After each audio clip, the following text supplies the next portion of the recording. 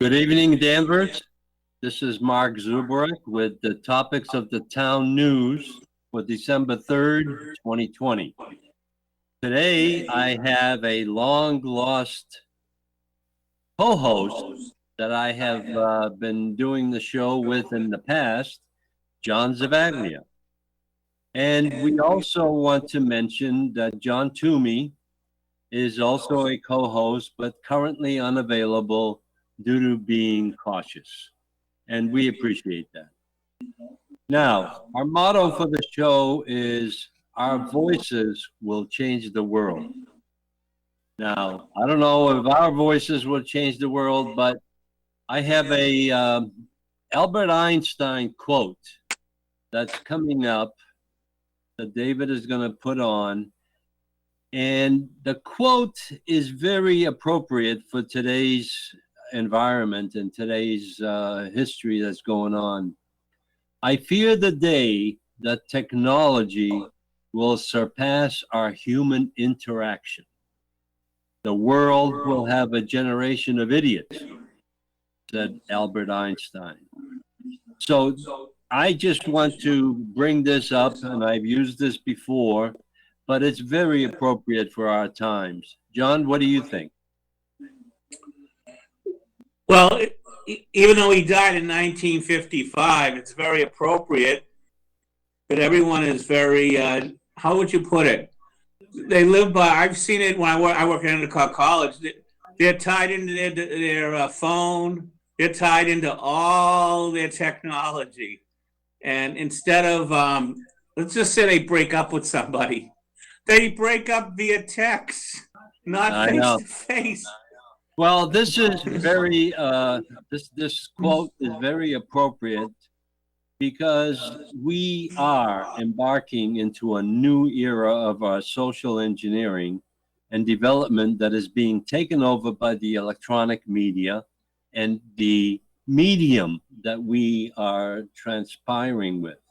We are becoming couch potatoes. We don't move. Our news media has abandoned our society. Newsprint is lacking any interest in presenting multiple views of the news reports. All we hear is what's reported on the national and local news on television, and we are lazy enough not to even read a newspaper. But our news media is being hijacked for a larger interest and part of to stymie the First Amendment rights and freedom of speech. National and local news programming is slanted to the views expressed by the media editors and program directors. So I've been hearing this one advertising that they're presenting not a biased news, but a balanced news. What gives them the right to do the balanced news? It's news is news. That's all there is. Where do we find the truth? Even in our little enclave of Danvers, all news reporting is filtered by our town manager, and news releases are issued only if they favor the town hall. Our news media reporters are constrained and are only reporting what is fed to them. So I have been presenting this show for many years now, and the transparency and independent reporting is our motto. The topics of the town news reporting is by Danvers reporters for Danvers residents, and we always report only the truth, sometimes with our opinion included. Like John told me earlier, that we have our own opinions. So what do you think, John? What do you think is happening with our news media? Here's what's happening with our news media, and I even wrote this down while you were talking. A rise in internet use represented a drop in circulation, because that's what's been going on since the 90s, when the internet really started exploding in the 90s. So it's not so much the media is being hijacked, it's more that it's being shifted to how we're getting our information. Am I No, correct? how we accept our information, because if we don't read the newspapers, and the reason I think a lot of times I don't even touch the Globe, because it's so slanted one way or another.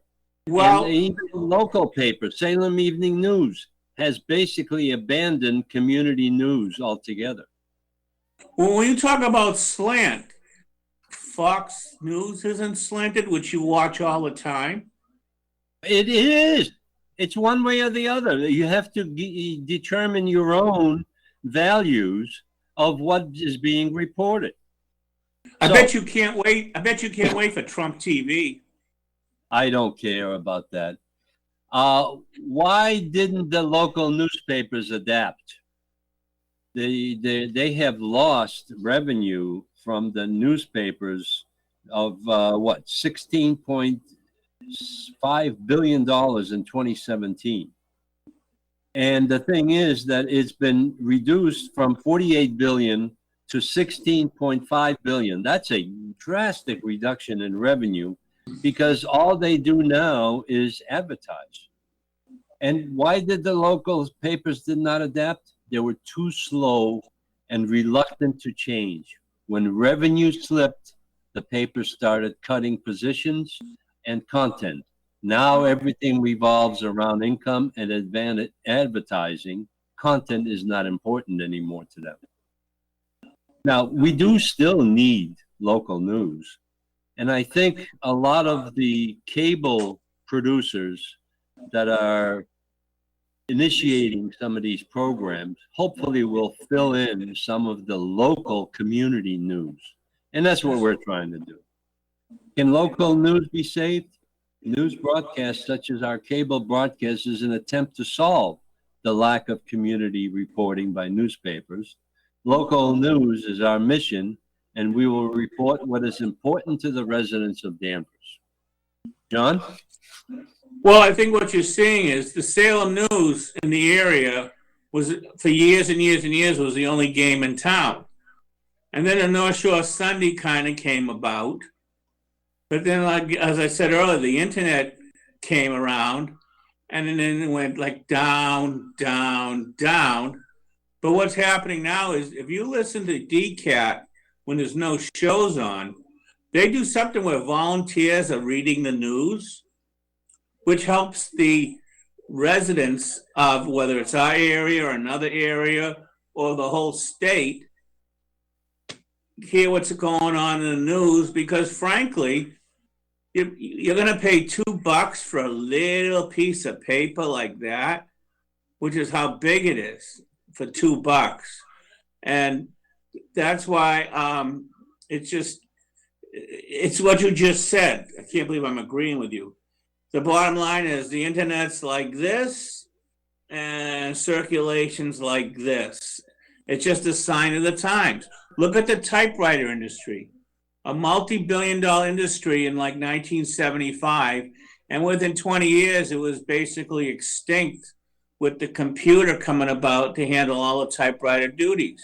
The internet is basically handling all the circulation duties. Now, you're absolutely correct. And what I like to do is let's move on to the next story that we have.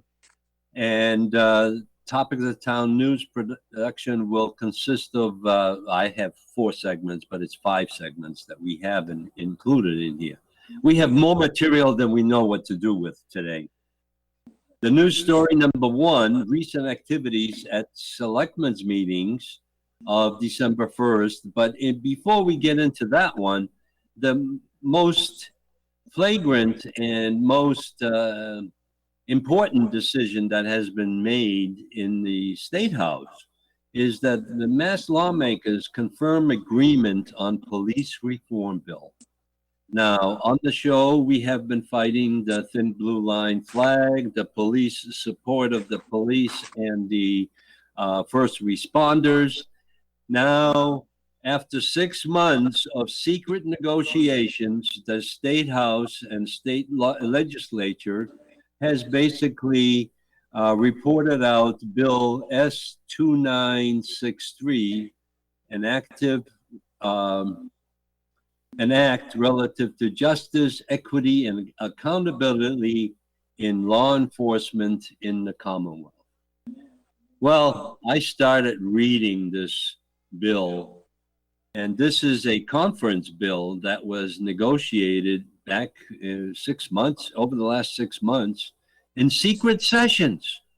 They had nobody present there except the legislators.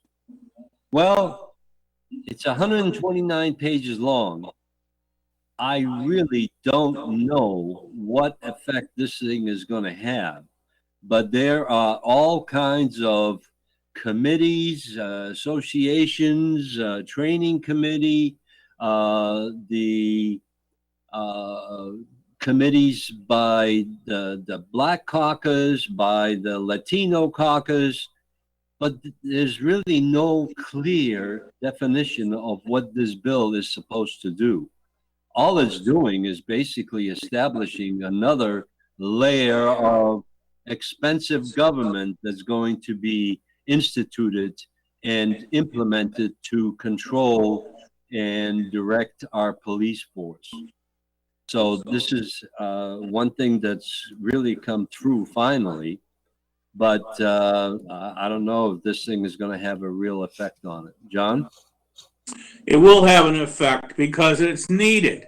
And down in New York City, I believe they have a civilian review board because a lot of things would get swept under the rug. You know, the police are policing the police and being judge and jury. This one, if you look at the bottom, what you wrote here, State Rep Russell Holmes, he's from Dorchester area. He said, you know, the point of the police officer standard and decertification is now you will lose your license, which then you would never have the need for qualified immunity because you would never have to sue because the harm never actually happened. And this gentleman is from a rather poor section of Boston. He's also a bit of a maverick in the same way you were when you were on the Board of Selectmen. And I think the Boston Globe magazine about 3 or 4 years ago actually wrote about this guy. This guy just shoots from the hip with the facts. And if State Rep Russell Holmes thinks it's a good idea, I think we have to do it. It's needed. It's needed. It just shows, like in Minneapolis, the ruling kind of was, hey, yeah, George Floyd died, but it's, you know, don't worry about it. The guy didn't get the punishment he deserved from his peers or a committee here. So I think it's a very good idea, long overdue, and we'll see what happens. If the people opposing it, they shouldn't be opposing it. It's only going to help. It's another check and balance. Well, it's a remedy to a situation outside of our control and outside of our territory that is being reacted to on a national level. And then this is a segment of the Massachusetts legislature imposing this. Yes, which is going to reflect on the qualified immunity. That has not been taken away totally. It's still in effect, but the police are going to be restrained to do any good that they have been doing all of these years. Our police department and our fire department are well trained. They are accounted for with, with the legislature that we're having here. They comply with it anyway. So I'm still waiting for what other there are unintended consequences of every bill, and I hope that this does not generate any. So now, John, I'd like to go into the selectmen's meeting, which the only real activity that was planned for December 1 at their meeting was the classification of the tax rate.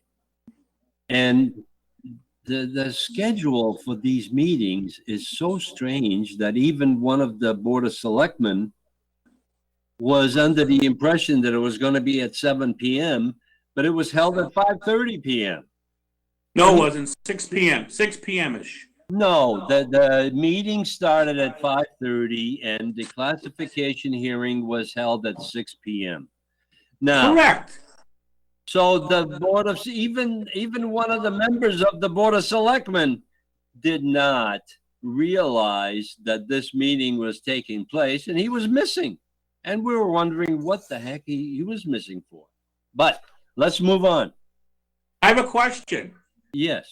If this person had read the agenda, that person would have seen what was in parentheses under item 5. The board will conduct the annual tax classification hearing in parentheses 6 p.m. What's the issue? I don't see the issue why that person couldn't have been here at 6 p.m. The issue is that unless there was a medical reason or a work reason. The standard answer to this thing is that all meetings by the Board of Selectmen were held from 7 p.m. Now they're fluctuating these meetings, and many people don't attend these meetings because they don't know when they are, what they're going to be discussing. And the thing is that this agenda, appears on a Friday afternoon. And the thing is, we don't know when these things are going to be happening. But let's move on. This is just an observation that I made. Tax classification was the main subject of the meeting. However, it's really not a tax classification. It's apportionment of the taxes that they have included in the budget in May, or in this year's budget, which was sometimes, I think, in August, when the budget hearing was held, when the budget town meeting was held, it's $84 million. So the thing at this meeting was not about how much the tax rate is going to be. If it was 1.0 for everybody, there's one rate because they have to cover the $84 million. In this case, over the years, this has evolved into a tax classification. But the main points of discussion at that meeting were the overassessments or the revised assessments that are taking place in our community for 2-family, 3-family, 4-family homes, because last year the assessor's office slammed those landowners with an increase that was in the 20% rate, 20% in the assessment value. So the thing is that this classification hearing, his standard decisions are really not made. They have been made in the past. And what they did is this year, the selectmen, in their wisdom, pleaded that this should remain the same as last year. But the only thing is that they leveled the increase at 3.36%, I believe. 3.38 for residents. 3.38 for residents and 3.40 for commercial and industrial. Correct. The one thing that they have been stressing over the years, and I've had this battle all along, is this is not a tax on small business. This is a tax on the landlord of ownership of those buildings that these businesses transpire in. So the thing is, it's confusing for the residents. The calculation for a commercial or industrial facility is very complex, and it is a negotiated process which is totally unfair to the residents, because the residents are handled on a sales to sales values of the properties. If your neighbors sold their house for $500,000, pretty much if it's about the same as yours, it's going to be $500,000. The thing is that there's a period of catch up on some of these as well. So it depends on what cycle you get into. Gathering data and inquiring, if we have the assessor as a guest, I've tried that. I have been told that the town manager does not want the assessor to come to a show and present his views. But we need to reduce our costs and the size of the town government. We need to ask our elected selectmen to work harder and live within the current or reduced tax revenues, giving all taxpayers a break. Nobody got a break. In this way, everybody got raised about the same amount. Calculation of the assessed value are very discretionary and unfair, especially for the residents. Current calculations of commercial and industrial are rigged to reflect the business income generated and not the value of the real estate property itself. So the assessments are totally different between the residential, which is 75 or 80% of the town, and 76.6. It's 76 points. 80% is close enough. No, it's not. 76% versus 24%. Now, 21.9. every time the commercial and industrial assessment changes, the first thing that the landowner at that stage goes and appeals it with an attorney at his side. So the one thing that I stressed in January, and I do that every year, is that there is an abatement process, and we should file for an abatement because the services stay the same, but the values of our homes skyrocket because of the marketplace. However, the tax rate always goes up.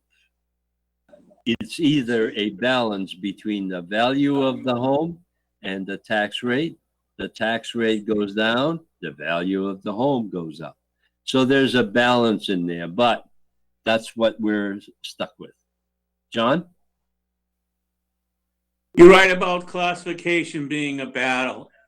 Since 2007, 2008, a bunch of us have attended, both business people and residents. Business people say the same thing. We're being taxed too much. We're being taxed too much. We're being taxed too much. But what they don't say is they submit a piece of paper that's not even could reflect their taxes return. And they say everything in there, and you don't really know if it's true or not. And then you find out examples in other cities and towns where, like, I'll give you a great example. I think it was down in Taunton. A mall that was assessed for $9 million was sold for $23 million. And I used to get up all the time at the meetings and say, hey, Governor Romney, a pro-business governor, said that the way that we tax residents and we tax business needs to be changed, especially with the business part of it. And I would tell that to the selectmen over and over again. And it's all cut and dry before the meeting. They tell you it's not, but it is. So when we go to the meetings and state our point, I was actually one of the first, if not the first person, probably I wasn't. In 2008, they were going to tax the residents, we'll say, like 4%, and the business like 2%. And I said, why can't it be on an even Steven keel here? And they didn't, I don't know if they didn't take any action, but then all of a sudden you saw the even Steven where the percentages were close to each other rather than being like this. And then the selectmen, when no one would be there, you know what they used to say? Well, I guess we're doing a good job because no one's here. The reason no one is there, it just didn't make a damn bit of difference when we would state our point. I used to bring up Governor Romney every year that the way we tax businesses should be changed. Fell on deaf ears, but that's what you hear. Well, no one's here, so we must be doing it right. No, people just realize I'm not going to hit my head against the wall because it's not going to get me anywhere.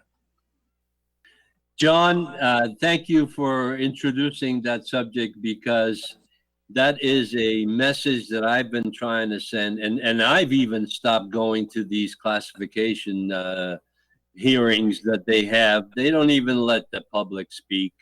Yes, they do. That's where Well, you're wrong. They do let the public that's fine. speak, That's but the fine. public's not there because it doesn't make a bit of difference if they're there. But why are they not there? Because they are disheartened and they are disgusted with the process. Because as you and I know, I have been there and I've done it. It's a political decision. It's not a calculated decision. They have come to a situation where they are happy with the 1/3, 2/3 breakdown and the classification at 1.4. They're afraid of getting to 1.5 because that's the maximum that we can use. And they are approaching that very quickly. So this year, I don't know what's going on, but it's a situation where the tax revenue is going to shrink and people are going to stop paying their taxes. And I'll give you an example. I have over the last two quarters, which was in August and in November, I sent a letter in to the tax collector and treasurer, and I said, please, I am paying my entire bill that you have issued to me at the appropriate increase and everything else. However, what I would like to do is I would like to assign half of it to the general government, which is for the safety and fire and police and even the town hall. I was really bugged with that.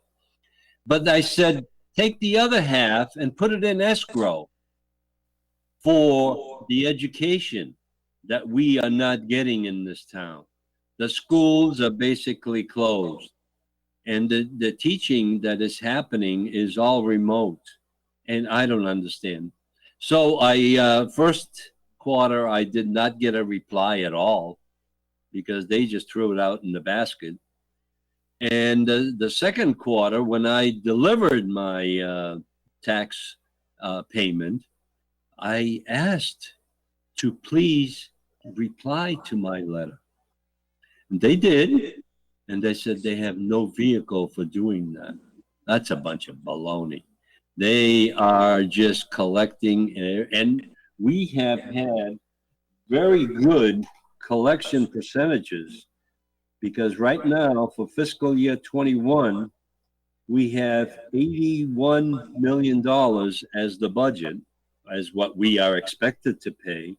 And we have paid through September 30th, which is the November, does not include the November payment, $21.685 million, 26.6%, which is the first quarter's payments.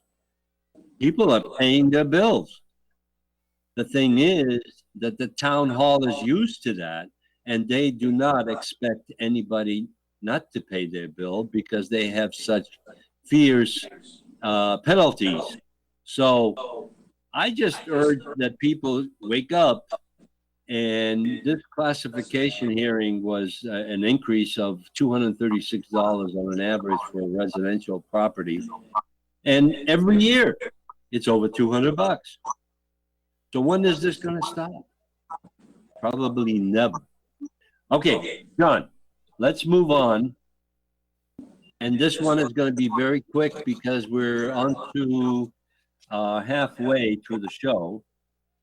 The other thing that was mentioned at the meeting, and one of the new select women, Maureen Bernard, mentioned that she attends the Smith School project, which is the expansion and the growth of our education facilities. As I said in the past, and I'm not going to go through all these items, the one thing that she reported is she was very happy to see what was going on, and that's great. However, the school building committee of the construction group the makeup is made up of school administration, town department and management, some town meeting members, school parents, and one resident. Nobody reports back to the public or to the Board of Selectmen except the one representative that goes to the meeting. The meetings are held at 8 a.m. on Fridays. So I don't know. I think they think that everybody is not working from an office or from a facility. They think they're all working from home. And even they can't go to these meetings. The building is oversized for the projected population. All growth and school population jam into one school. Other grammar schools only have 300 to 330 students. This one is sized for 465. And I don't know where they're going to get the growth for the school in that area because everything is built. I'm not going to go into any more details because I think this is all repeated from our past.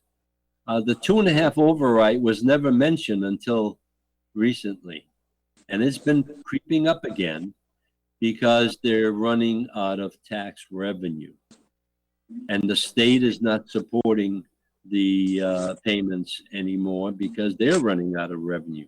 So we need to keep an eye on the 2.5 override or a debt exclusion, which is another name for the same thing. So I just wanted to bring that up because I was happy to hear at least one of the selectmen reported on the current conditions and current progress through the school. So the next item, John, and you have anything to say about the school? Well, the only thing I have to say about the school, it's projected at 465.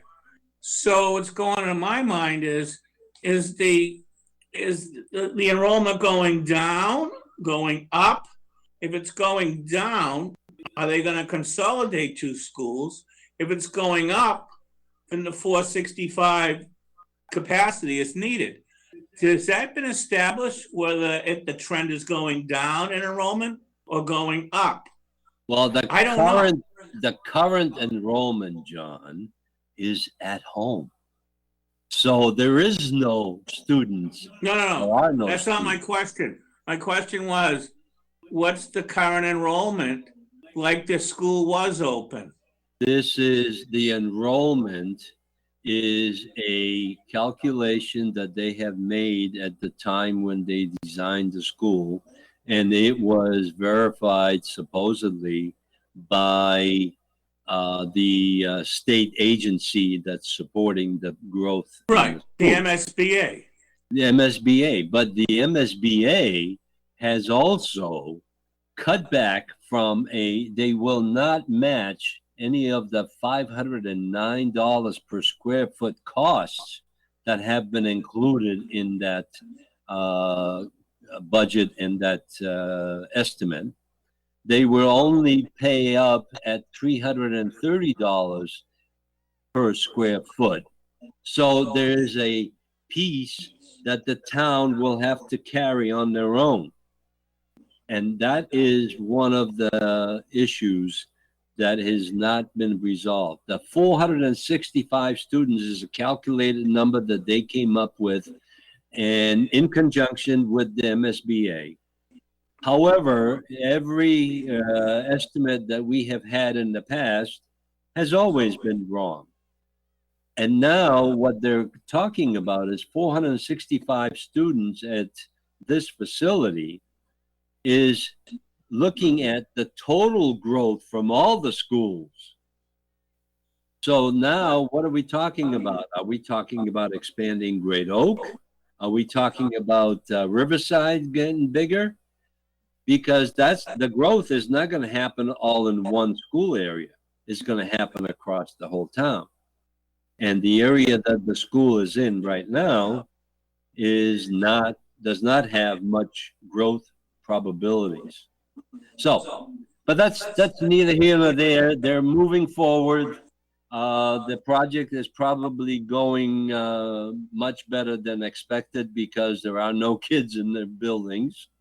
So they can move on much faster and they can probably save some money. And I hope that comes true. John, the other half of our show, which we're into the second half right now, I wanted to continue my historical presentation of the Christmas story, basically. And as we know, today is December 3rd. On December 6th, we will be looking forward to celebrating St. Nicholas delivering gifts to good children. On that day, we separate the commercial from the religious celebration of Christmas.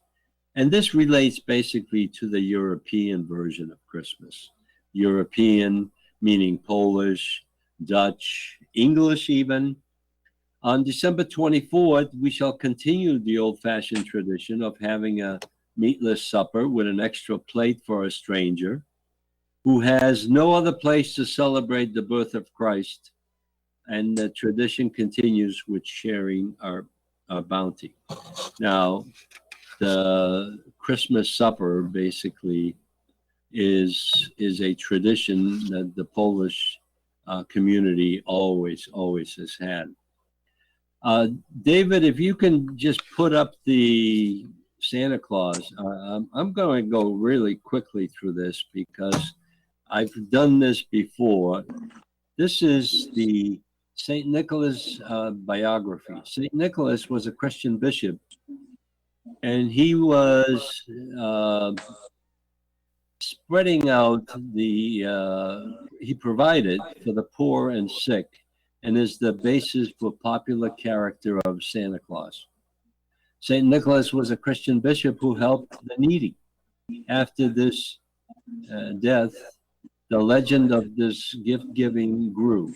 St. Nicholas transformed into a legendary character called Santa Claus, who brings Christmas presents to children around the world.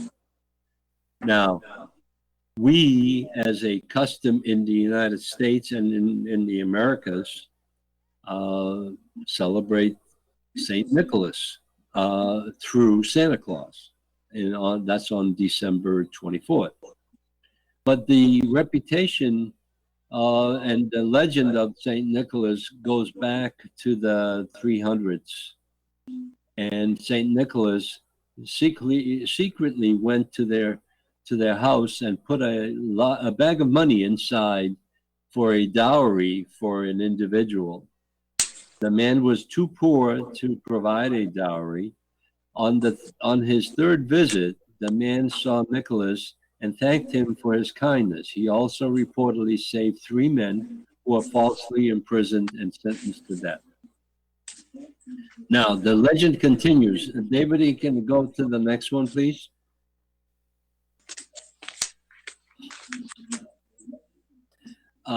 The Dutch, and I've spent many years in Holland working. The Dutch continue to celebrate the feast day of St. Nicholas as they do in Poland on December 6th. It was a common practice for children to put out their shoes the night before. In the morning, they would discover the gifts that St. Nicholas had left them. Dutch immigrants brought the legend of St. Nicholas, known to them as Sint Nicholas, or by his nickname, Sinterklaas, to America in the 1700s. So that's where St. Nicholas becomes Santa Claus. If we can go to the next one, please. Now, as everybody knows, in the old country in Poland, the St. Nicholas was a combination of Santa Claus and St. Nicholas with the bishop hat, and they used to have the costume on, and they used to deliver small commercial presents for children in their on December 6th. And Father Christmas or St. Nicholas, St. Nick, Kringle, or simply Santa is a legendary figure originating in Western Christian culture, who is said to bring gifts to the homes of well-behaved children on the night of Christmas Eve, December 24th, or during the early morning hours on Christmas Day. And that's where our custom comes in as early Christmas Day. That's when you typically open presents. John, have you got any historical information from your childhood? Has Christmas been celebrated with St. Nicholas or with Santa Claus? Well, I grew up in an Italian neighborhood in Salem down by the post office and the Italian church. And you would just how am I going to word this properly? You would just basically hit every house you could, and it'd be like the seven fishes, which the Italians do. My next door neighbor, Marie Casali and Camino Casali, they always had the seven fishes. The only time I ever got eel was at their house on Christmas Eve, because Marie would cook eel, bacala, which is cod, a dish, shrimp, haddock, lobster. Do I have to go on and on because of the seven fish tradition? But over the years, that tradition kind of went down, whether people weren't around anymore, or you don't really see that many houses have the seven fishes. You still have a couple, but not like it used to be. So that's what, and I would hit as many houses as I could in my neighborhood on Christmas Eve, especially when I was a teenager in my 20s. I'd start at 4 in the afternoon and I'd finish at 2 in the morning. And it was all walking around the neighborhood. Well, that's a tradition. I think that's been carried over from Europe.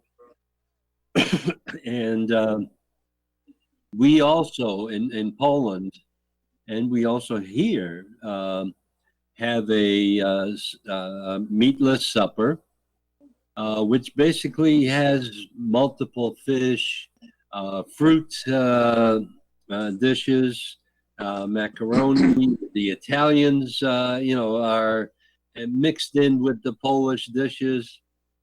So it is a tradition that's being carried on, but we also have a exchange of wishes and forgiveness for anything that they have done with a wafer that is called opłatek, which you share a piece and everybody has a piece, and they go and basically to present their personal wishes to each individual, and that goes on for a few minutes around the table, and then everybody sits down. They have 4 or 5 different fish. They have a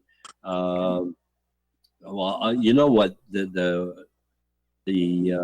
best fish that I've ever had is the monkfish. The monkfish is a tradition that's been carried over from the Italians, I guess. Do you know what monkfish is called? What? Poor man's lobster. Yeah, absolutely, and it is delicious. If you take a dish with half lobster and half monkfish and mix it together like in a casserole, you would never know which was which. Well, I'm looking forward to going to get some monkfish from I don't know where I'm going to find it. Last year I had it from Shaw's, but they don't carry it all the time. So now let's just look at the images of Santa Claus. Now we just showed you one where the bishop, which is Saint Nicholas, and with the long white beard, He represents the old version of the Saint Nicholas tradition and the lore of Saint Nicholas. Now, we have further images. There's one. Oh, you got two of them on there, David. This is our bishop hat and the long beard, and he goes from home to home delivering small gifts to the children.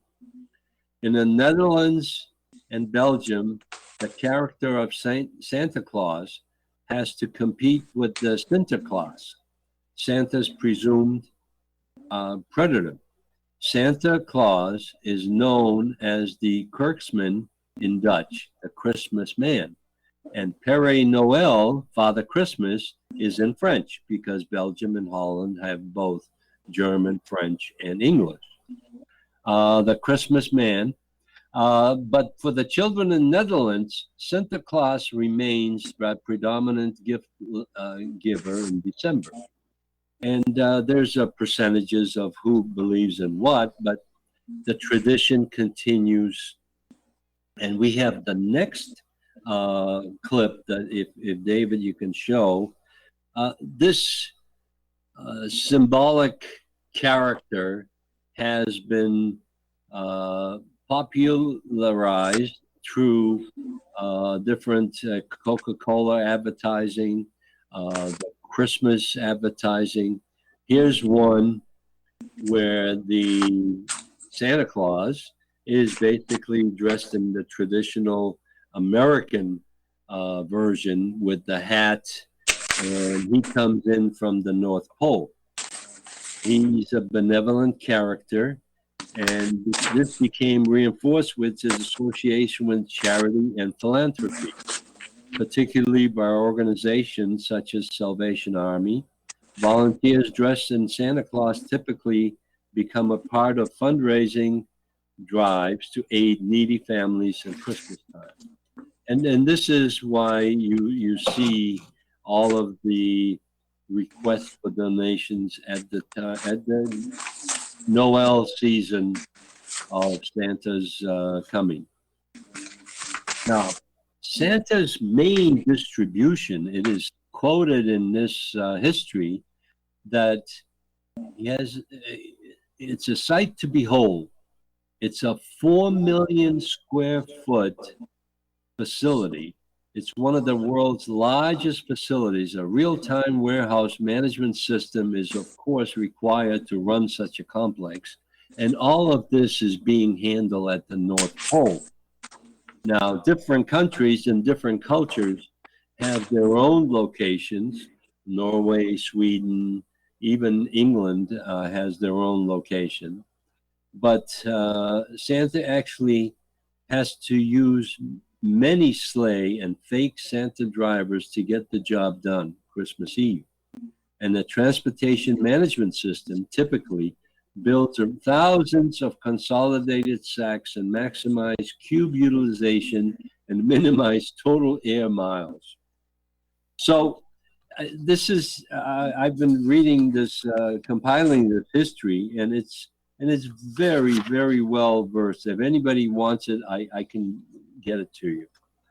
The tradition of Santa Claus entering dwellings through the chimney is shared by many European seasonal gift givers. In pre-Christian Norse tradition, Odin would often enter through a chimney and fire holes of the fire holes on the solstice. In the Italian, the gift giving is perpetually covered with soot from her, and this is her, trips down the chimney. Now, Santa Claus to many people is a man, but we also know that we hang stockings on our chimneys, and the New Zealand, British, Australian, Irish, and Canadian and American children also leave a carrot for Santa's reindeer and are told that if they are not good all year round, that they will receive a lump of coal in their stockings. Although the actual practice of giving coal is now considered archaic, children, following the Dutch custom for Sinterklaas, will put out their shoes, leave hay and carrot for this horse, and shoe before going to bed, sometimes weeks before Sinterklaas appears.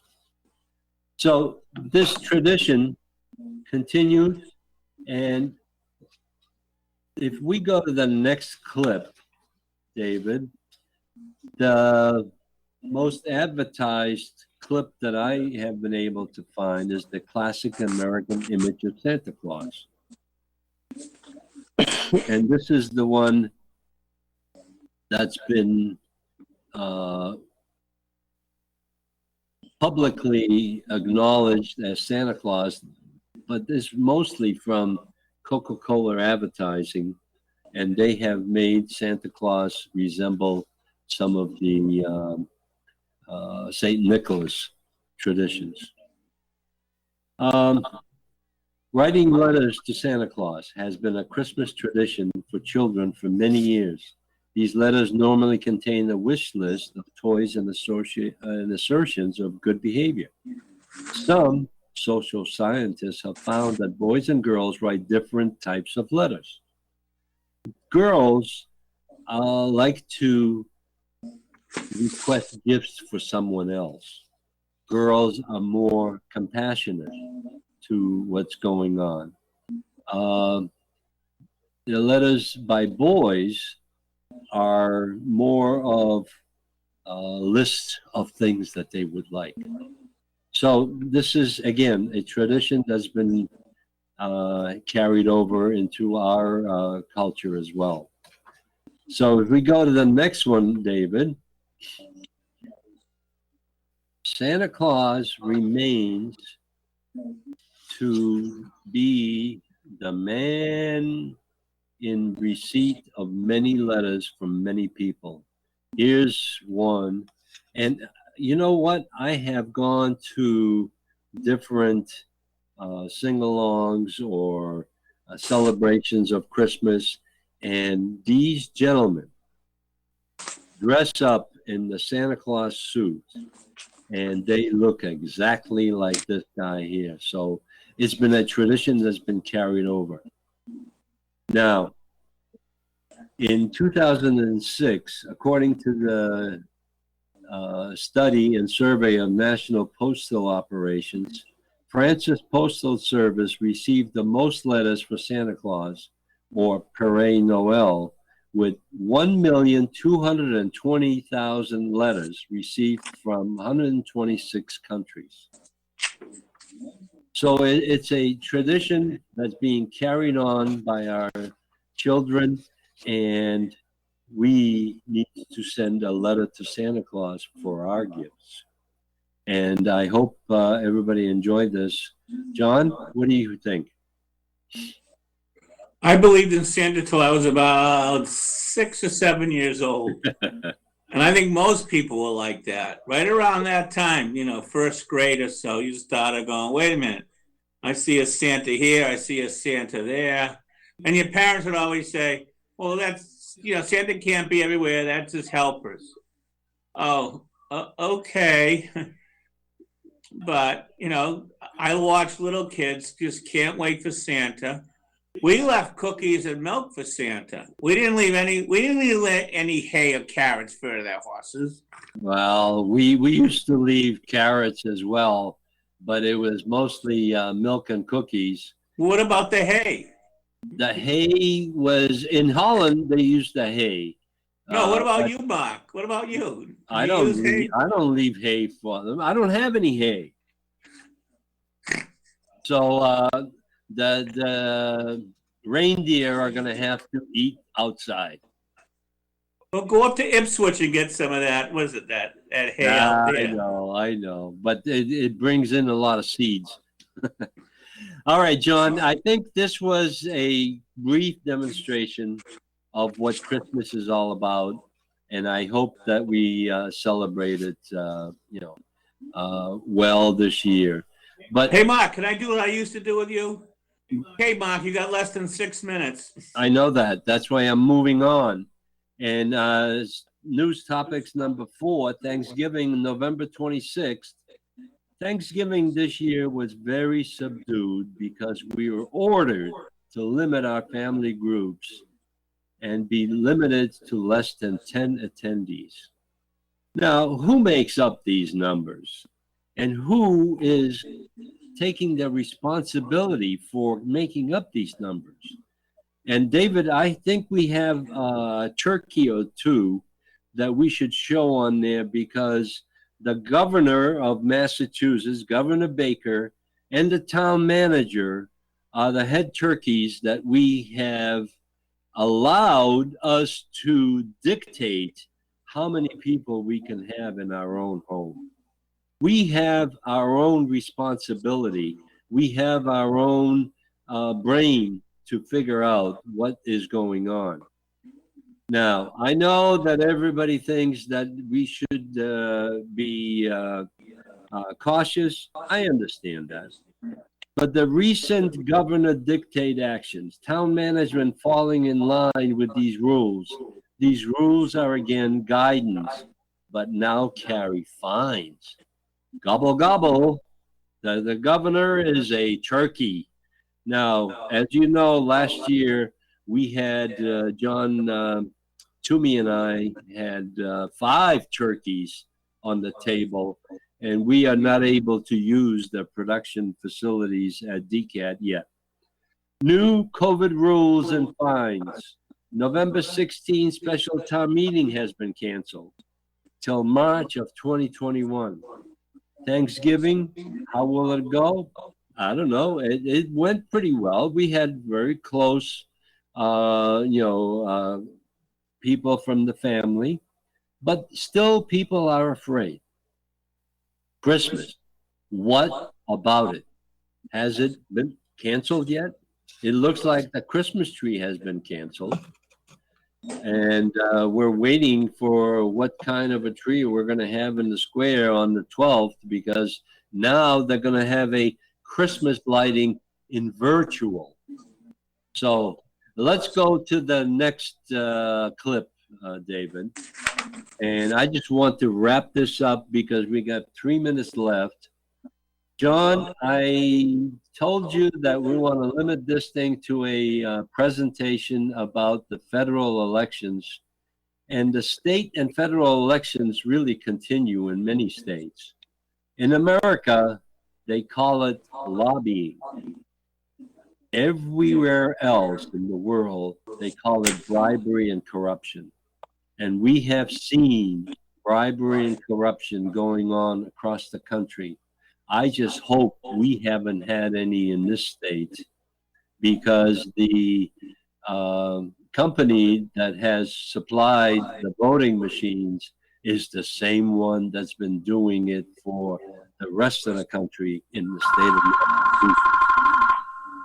Uh-oh, who is that? Not me. All our government has been bought and sold many times over. The cost and effort to get elected to more than a town office takes thousands of even millions of contributions. Then the lobbying begins with the candidates with goodwill get caught up in providing favors. The presidential election count continues without a true end. That's not true. Well, It's then go been on. certified.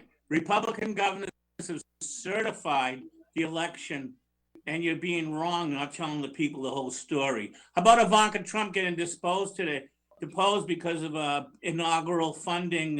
Where'd the money go? So don't give me that about state and local government. You're being unfair to Baker and to Steve Bartha. I have a question for you real quick, because we got less than a minute. Okay, is Governor Baker wrong to have a field hospital in Worcester and going to come up in Lowell? Is he wrong to do that with the way the rate of COVID's going? Well, I just hope that the governor doesn't have any more deaths contributed from the soldiers' home. And that's where he should be focusing his attention, and not on a facility that will probably never be used. I guarantee you in 3 weeks it'll be used. I will absolutely guarantee it. I hope I'm wrong. I think we're going to have to call it quits here, John. Thank you very much for Thank participating. you. And Thank you. good night, Danvers, and hope to see you on December 17th. We'll have our next